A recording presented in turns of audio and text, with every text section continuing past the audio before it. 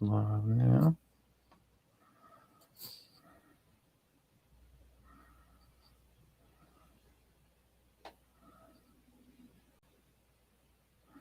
Okay.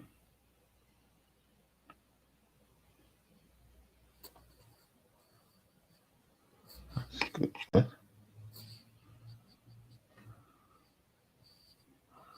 All right. So Facebook is working. YouTube is working. We'll look at Instagram real quick.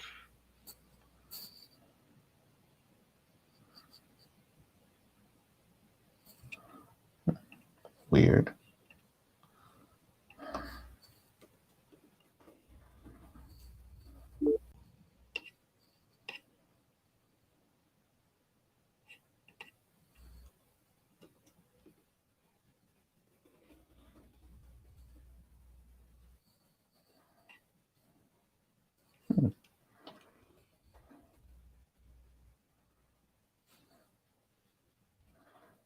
Okay. Let's see how.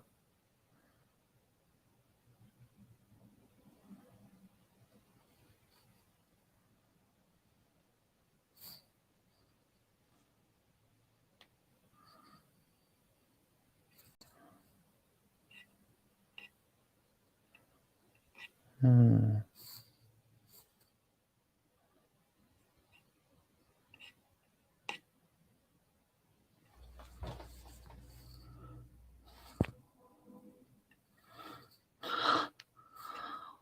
Going.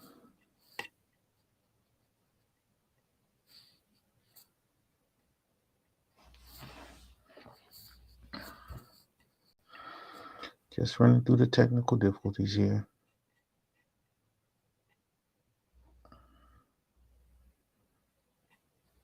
Looks like we're having a little Instagram issue.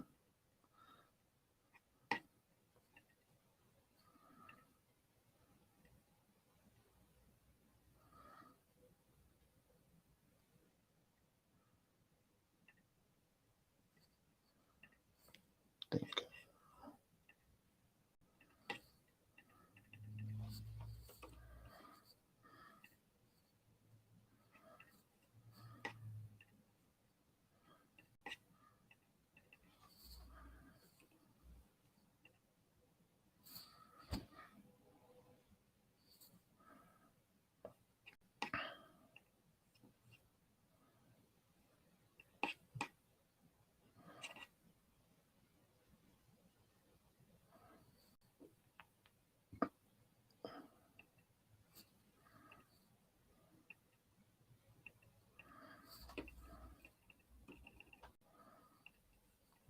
All right.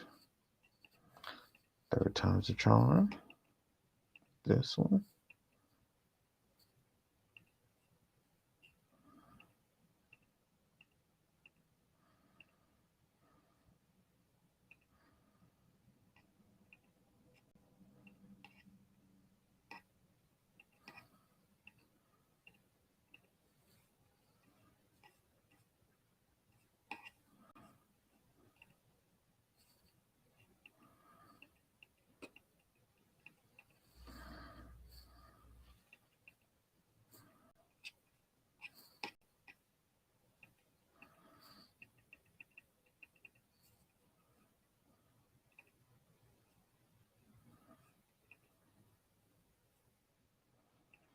I'm not sure what's going on Instagram today, but we'll have to go with what we got here. So we got YouTube Live. We got Instagram, not Instagram. We got YouTube, Twitch, and Facebook. So cool. We'll go from there. Hopefully, we can get Instagram going at some point.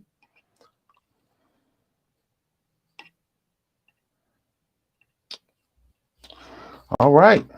Well, thank everybody for showing up today. This is Why We Hate Church, folks. I am your host, Church Administrator Wood, saying hi on behalf of my co-host who's not with me today, Bijou. And it's I am Bijou. It's a lifestyle, not just a Twitter handle. I probably butchered that, but that's all right. We're still cool. So Anyway, welcome to Why We Hate Church, folks. Today we're doing a special episode. We have Democratic gubernatorial candidate Chris Jones coming on. So we're doing a series on preaching and politics. Hopefully, we'll have some more candidates on in the near future. But as we are in our deconstructing journey, one of the things we talk a lot about between us on this show and with people that are fans of the show is how religion and politics kind of wrap themselves around each other a lot of times, and how sometimes religion has influenced politics over the years and vice versa. So we want to talk to some candidates, talk to them about how their religion has, or their faith has influenced their politics, if it has, and how they keep from allowing their faith to influence their politics if they so choose. So we'll definitely want to have that conversation today, but we're not on yet. So hopefully you all have some questions out there we can answer really quickly while we're waiting for our guests to come on.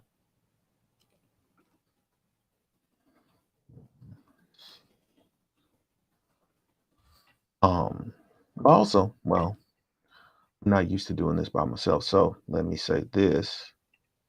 If you Some of the things that we usually go through. If you do want to follow us, we are at Why We Hate Church Folk on YouTube, Facebook, Instagram, and we're at Hate Church Folk on Twitter and Twitch, because they can only have 13 characters on there. So hopefully you'll like and subscribe. We do have a Pat Rayon, or Patreon as we like to call it, at Why We Hate Church Folks, if you want to support the show. I'm really trying to figure out what is going on here.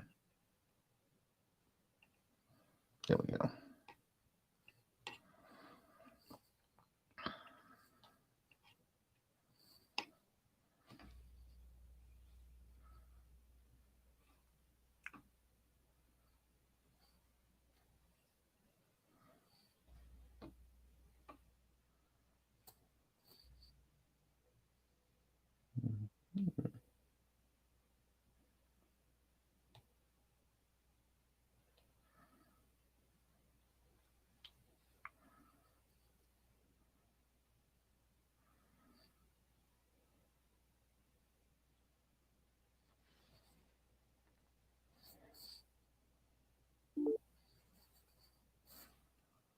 Mhm.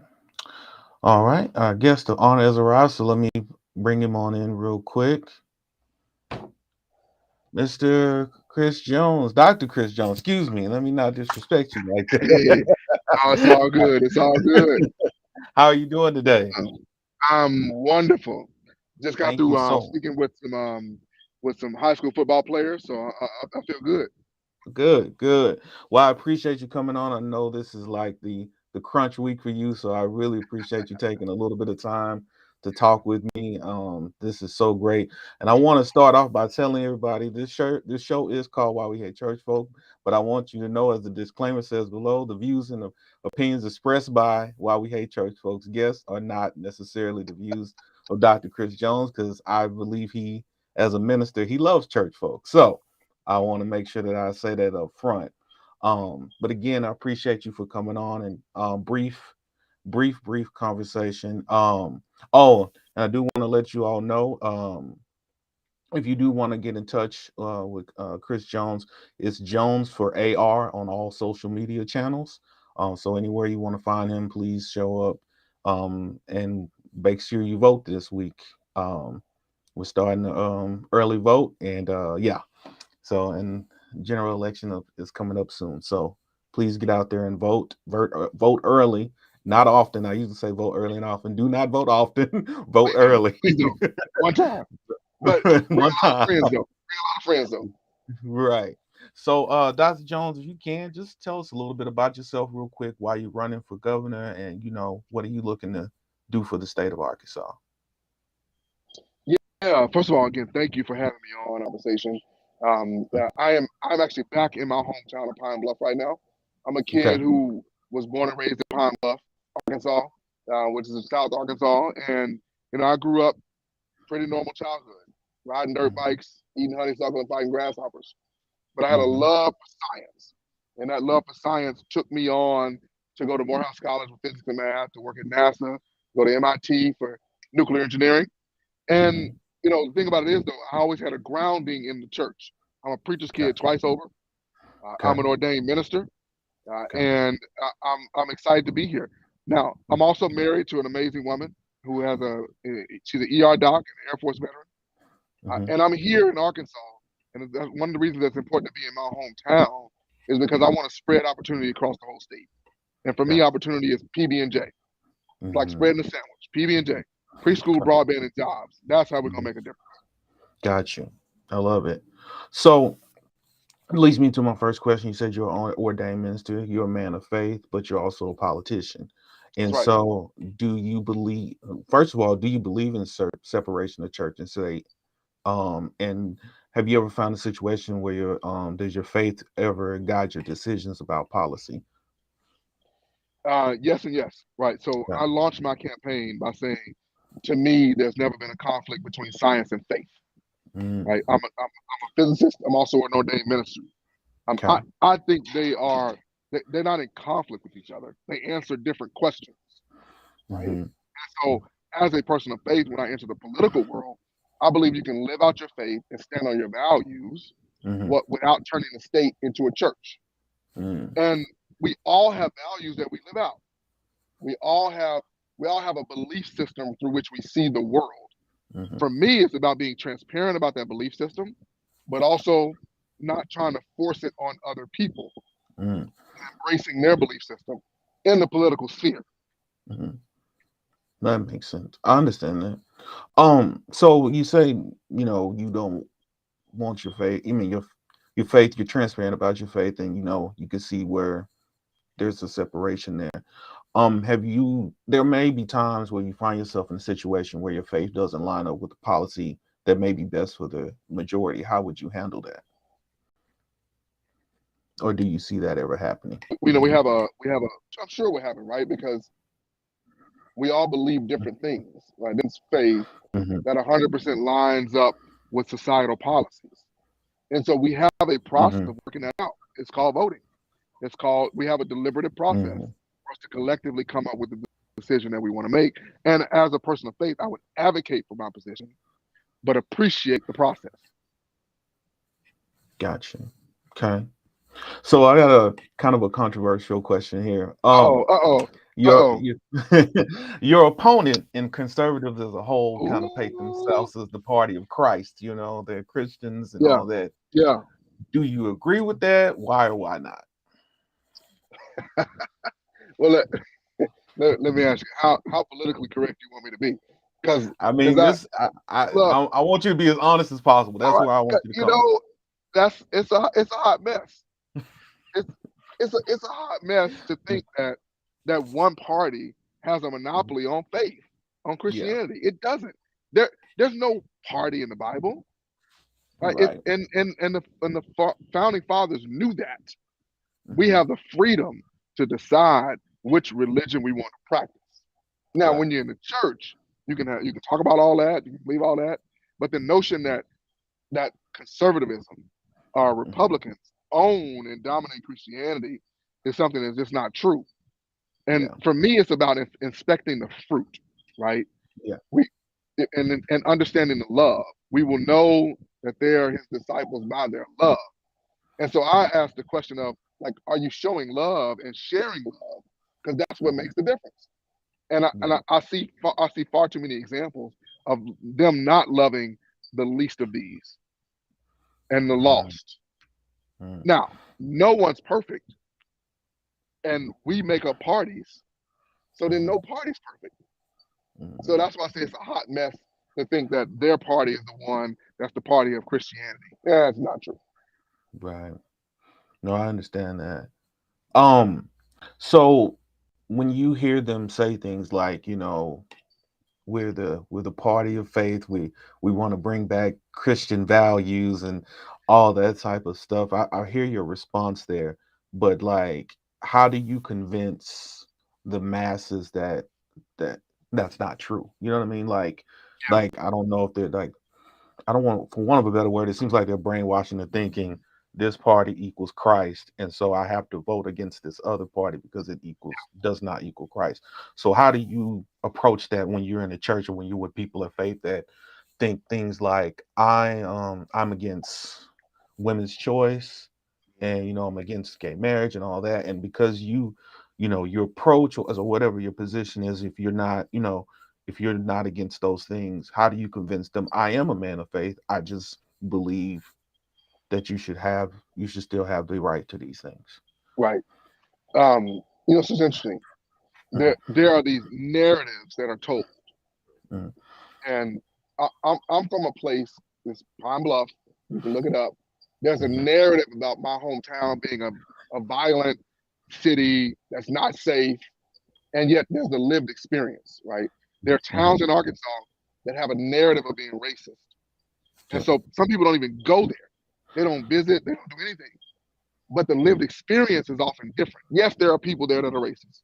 Yes, there yeah, are folks here that are deep into violent crime, but that's different from the lived experience. So, having said that, what I focus is saying, how can I, and you break the mm, narrative by direct engagement, by yeah, showing them something different.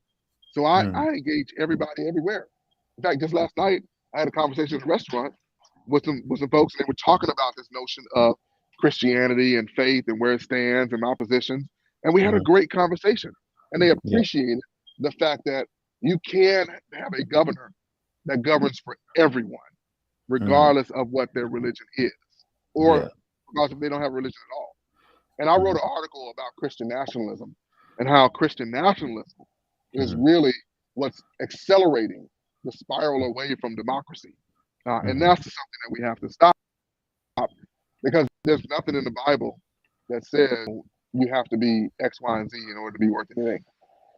gotcha. X, Y, and Z Okay, any party. gotcha. So just wanted to kind of switch gears. I know we got a short time, so I wanted to make sure I got all these questions in. Um, the one thing I wanted to ask you about is you being a man of faith and also a man of science. Do you find yourself in a situation where these two things clash? Because you have this thought of creationism, right? God created earth in 6 days, everything in 6 days, rested on the Sabbath. Then of course you got your yeah, your evolution side, you know what I mean? Right, You have right, right. the idea that you have people that believe birth starts at life starts at Mm-hmm, conception. You have a side that mm-hmm, doesn't. So being from a man, and I feel like I'm the same. Like I believe in science, but I'm also, I also believe in God. So like how do you find where those two things clash, and how do you reconcile? When does the science always match up with the faith, and if they don't, where do you find yourself leaning towards? So again, I go back and say, like, they answer questions. Hmm. They answer different questions. And part of it is, and I'll give you an example in a second. I have finite knowledge. Okay. God is infinite. There's a big space Mm, between God's infinite knowledge and my finite knowledge. And I have to mm, appreciate that the stuff I don't know mm, have the answers that I'm. Now, if I put my mm, science hat on, I know 5% of the known universe. We understand 5% of the known universe. There's right. 95% of the universe we can't see, we don't understand. Guess what? Mm, That's saying the same thing, got. right? Now Hebrews 11:1. Now faith is the substance of things hoped for and the evidence of things not seen. I'm talking about that evidence part, right? And the Okay. evidence of things not seen means it's there, but I can't see it. But there's something that tells me it's there. How? Let's say you're out somewhere and somebody doesn't like you and they punch you in the eye. After they Mm, punch you in the eye, they walk away and you go home. Now your family at home, they see the evidence of that person's fist. They don't see that person's fist. That's what it's talking mm, about, right? The evidence that it exists, even though you don't mm, see it directly. That was in mm, Hebrews a long time ago. Well, mm, dark matter is the same thing. Dark matter is saying that there's evidence that matter exists. What that means is 95% of the universe we can't see, and the only way we know it exists is by seeing its impact and influence on the seen and known universe. Only matter exists is because we see the black eye. We don't actually see the fist. Well, that black eye is the evidence of the fist. Our faith has to have something that's evidence of stuff that's not seen. To me, dark matter is the not seen. That's just one example, but I think part of it is how do we see, how do we understand where faith and science, they're answering two different questions, they're talking about the same thing. Yeah. Okay. Makes sense. Got you thinking. So Got you thinking there, don't I? Got you thinking there. you do. I mean, yeah, you do got me thinking there. I'm like, you're right. Like, Absolutely. I can't refute any of that. So with that being said, I wanted to switch gears for just a second. So just to give us time, because you're a minister. I'm assuming you grew up in a black church. Just by your parents. And so the black church finds itself to be kind of the center of life, especially in the South, right? And one of the things that it's the center of is politics. What do you feel like is the black church's role in politics as it affects black people? Because a lot of times what we see is we don't see politicians until it's election time, right? In the black church, they show up then. Do you feel like the black church needs to involve itself more in politics, step away from it as much? Like, where do you see the black church's role? I mean, so as you said, the black church has had an integral part in the social journey of this country. It's had an integral part in the economic journey of this country. It's had an integral part in the spiritual journey of this country, and particularly in black folk in this country, right? And so it's always had that pivotal role. I think there are times when the black church is more present and prevalent, and there are times when it's more behind the scenes. I believe it plays it's essential that the black church be involved. Why? Because it helps us understand how our beliefs can and should be put into action. Right. So what is it beliefs are put into action when love is put into action? So the black church helps to clarify, the church in general, particularly for people of color, for black folks, it means that love be put into action. Well, love being put into action means that you're going to actually provide funding and policies that support places like Jackson, Mississippi, as opposed to doing policies that are extractive and leave you in a position where you don't have clean water, right? So to understand that love and action means you got a seat at the table and you're part of the discussion. I think the black church helps clarify that. The other thing is the black church is critical for the mobilization. Say, like, this is where we're headed. Let us mobilize folks and focus and direct that in a way that brings about the socially just world that we seek. And I think Dr. King is the best example of a leader who was able to move us in that direction through the black church. Okay. I got you. So in that vein, the black church, one of the things that our podcast is about is kind of the deconstruction, right? We grew up in faith spaces, and at some point, we saw all of those things, right? But we also saw the darker side of that, right? And so, And so, as a man of faith, I want to ask you, recently, Sarah Jakes Roberts, daughter to Bishop G.D. Jakes, she came out and apologized for the hurt that black people had received at the hands of the black church. Do you share in that apology? Do you agree with that apology? Why? Why not? I'll say that it's the people and organizations closest to you that can hurt you the most, because you open yourself up to be more vulnerable in those spaces. And look, the church, like any other place, but I would say specifically the church is. Let me say it differently. The church is filled with folks who are flawed. The church is also filled with folks who make themselves more vulnerable.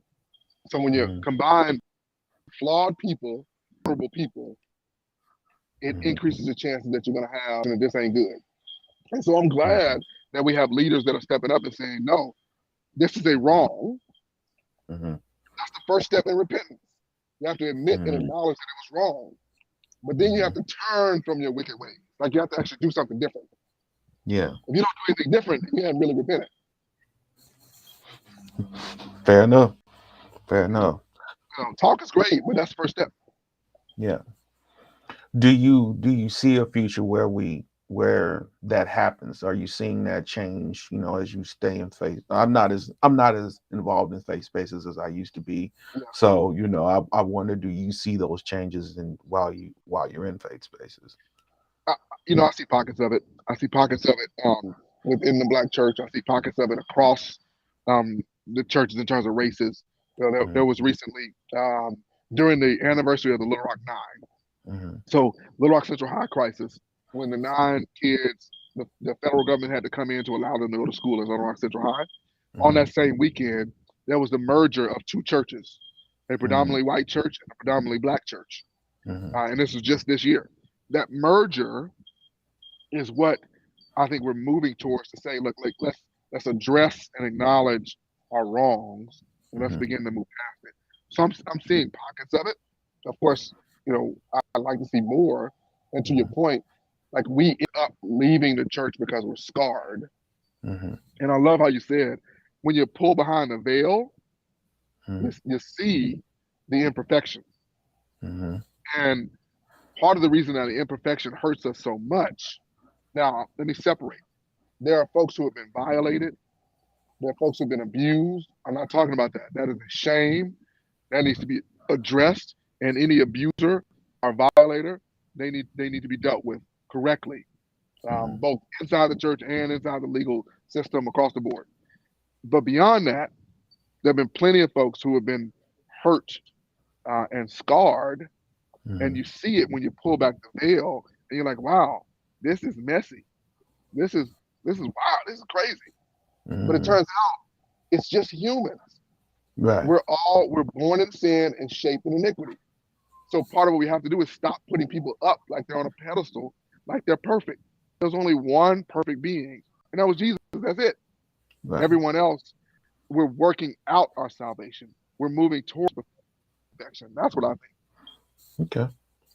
That's a great answer. I wish more people would approach it from the ideal of, I always call it accountability with grace. You know what I mean? Like, Ah, I like that. I yeah, like that. I yeah. like that. Like, I want you to be accountable, but I'm gonna give you some grace because I know you're human. You know? There you go. Yeah. So There you go. And you need both, man. You yeah, need both. You can't just give nonstop grace right, because folks will keep doing it. right, You can't just have nonstop accountability because we're all flawed. right. So no, I love that. Yeah. I love that. So with the time we have left, we usually do a 5 question fast round. Are you down for Uh oh, uh this? oh, uh Are oh, you down for uh this? oh. I don't know. Let's see. All right. Number one, favorite thing about church. Oh, the music. Okay. That's pretty normal. That's pretty It um depends on which church. I'm not gonna go into that. It's five. We're gonna go five questions. All right. Least favorite thing about church. Oh, the length. But Sometimes you get folks to just don't know control how that. to. Hey, but You get to, some churches you go to, and they're like, can we get one last amen? I don't need another one. right. And a couple more offerings while you're I don't need another at one. it. Couple more offerings. Couple more offerings. Yeah, So pass the if collection you plate, please. right, right. If you could have dinner with anyone from the Bible, who would it be and why? Oh my goodness. Dinner with the Bible. Who would it be and why? I mean, now, are we taking Jesus out of the list? I mean, like that's not fair. No, but you can Like, use Jesus. I Normally mean, but that's that's not who like that. people pick. So that's How could you not pick Jesus? hey, I'm telling you, some people don't pick Jesus. I think they Okay, think they're scared that they think it's a typical answer. So maybe that's why. well, you know what? Here's the dinner table I would want. I Okay. want Jesus and Lucifer sitting at the table together. Ha ha ha ha. That'd be interesting. That'd be interesting. That would be Be great, wouldn't like, it? watch your mouth. If you be looking Watch at your you. mouth. Watch There's a guy on Instagram that has done a skit about that. Like, I think his name is Sean Kirk or something like that. It's pretty funny, but they get to scrapping, so it's probably hilarious. yeah. All right, next question. Is there another religion you would practice? Why that religion? Oh, um, If you weren't a Christian, is there another religion? yeah, what are two probably, right? Like Okay. Islam and Buddhism. Okay. Okay. But I think the centeredness, the grounded, the discipline of Islam, Mm-hmm. sort of the Islamic faith, and then Okay. the spirituality and centeredness of Buddhism. Okay. Nice. Okay. A lot of people say Buddhism, especially Christians. Last question. I wonder Is why. there I probably the peace. We're I would assume the gonna, peace and the we're gonna leave meditation. that alone. We're Yeah. gonna leave the peace of meditating. All right. Is there any last question? Is there any advice you have for someone that is struggling with their faith? Ah, um, I would say keep struggling, keep questioning, keep it's like keep pushing through, and get to the point to where you are you're comfortable with the struggle and Mhm. appreciating that it's not going to end immediately. So I'll give you a quick story. My daughter Okay. got bit by a jellyfish. We Ooh. were out on the beach, so yeah, she got bit, and she was hysterical, yelling, screaming. And so I sat her down, looked her dead in the eye. Everybody was like, "Oh, it's gonna stop! It's gonna stop!" And I was like, "Look, it's my oldest daughter." I Mhm. said, "Jordan, it is going to hurt, probably Mm. for the next 2 days. Mm. Mhm. The pain is not going away. Mhm. You have to calm down and be comfortable in the pain." Yeah. And she got it, and she calmed down. 5 minutes later, she was fine. But the idea that we have to get out of the confusion, get out of the struggle, is something that I think Western societies, particularly here in America, we try to push to where we're not dealing with struggle and pain. In Mm. other societies, they say like the growth, the power is actually in the pain. It's in the Mhm. struggle.